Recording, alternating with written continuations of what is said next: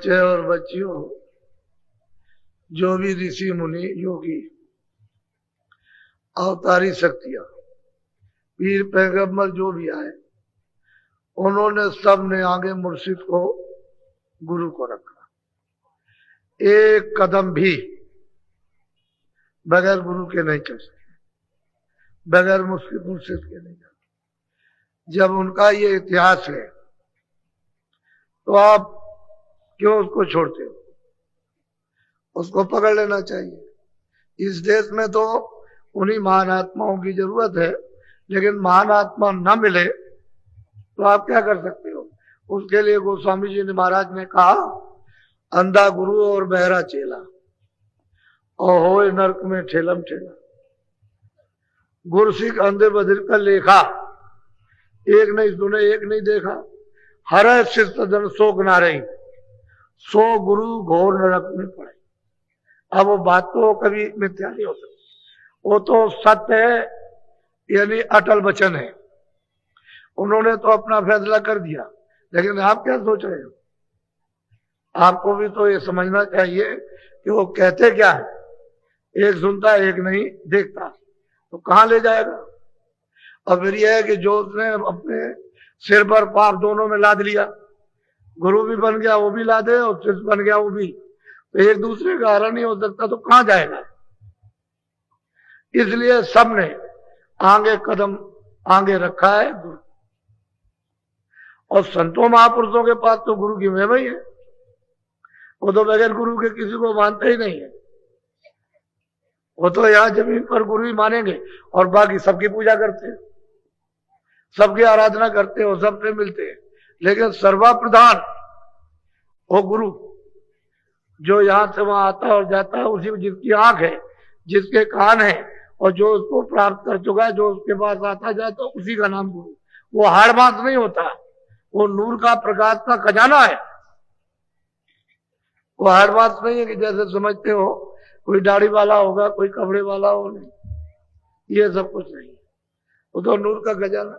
वो तो एक पोल होता है कि अगर वो किसी दूसरे पोल पर आ जाए तो आप कहोगे भूत आ गया, तो जिसमें आप हो उसी पंच भौतिक शरीर में आता हो पोल पर, तो जगा हुआ, वो तो बल्ब जल रहा, उसका तो बुझा नहीं है, तो उसकी आंख भी है, उसके कान भी, सब कुछ है उसके पास।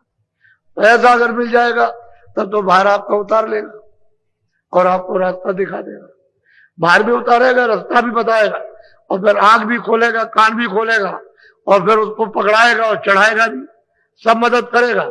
लेकिन अब यह है कि जो लिखा हुआ उसी को आप नहीं समझ सकते हो, उसी की खोज नहीं कर सकते हो, तो बाकी जो चढ़ाई में जो उन्होंने उधर जा करके देखा वो आपको कैसे मालूम होगा? कुछ करोगे तो जिन लोगों ने किया, महापुरुषों के निकट रह करके और उनको सब कुछ समझा, तो उनकी कृपा और दया होगी, उनको मिला। इसलिए आप लोग कोई शंका कभी मत, जो सत्य है वो सत्य है, उसमें कुछ हेर फेर नहीं होता। हम आपको वो सत्संग इन 10 दिनों में दे देंगे कि आपका मतलब ये है कि मस्तक खुल जाएगा, बुद्धि का उपयोग हो जाएगा। इसे और इसकी छानबीन अच्छी तरह से करो कि सब जीवों के हित में है कि किसी विशेष के।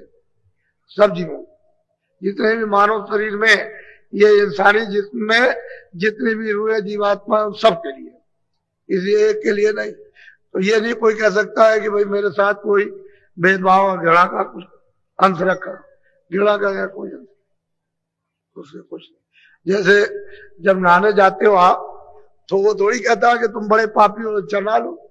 ऐसे ही महात्माओं के यहाँ महापुरुषों जाते हो, कुछ नहीं कहते, वो तो समुद्र के समान है, कोई ना। लेकिन तुम नहा करके अपना धो तो डालो कम से कम, तो धोते नहीं होते। इसलिए आप एक एक बात को आप अच्छी तरह से परखो, सुनो और समझने की कोशिश करो, और फिर जब थोड़ी बहुत समझ में आ जाए तो फिर कहोगे हम चलना चाहते हैं तो चलो जल्दी। जैसे ही आपकी रुचि बनी, इच्छा हुई कि अब मैं चलना चाहता हूँ अब उधर को, तो बदले जल्दी साथ सामान तैयार हो जाएगा। क्योंकि तो साथ सामान, क्योंकि जिस साथ सामान को आप लाए थे, आए थे, तो छोड़ दिया उसको, ये बेकार पकड़ लिए। अब बेकार गए और साथ सामान आपके हाथ में आए, बस चल पड़े आप। वो तो सब पकड़ा दिया जाएगा। नहीं अभी पकड़ाया जाए तो सब छोड़ दोगे, उसको तो मतलब गिरा दोगे, कैसे होगा। अच्छा बोलो, जरा सत्संग सुनो आप। सूरत पूछे एक बाता, स्वामी देव भेद व्याख्याता। कहते हैं कि स्वामी, वो यहाँ पूछती है सूरत स्वामी से, महापुरुषों से कि हे स्वामी हमको जरा सब चीज का तो भेद बताइए।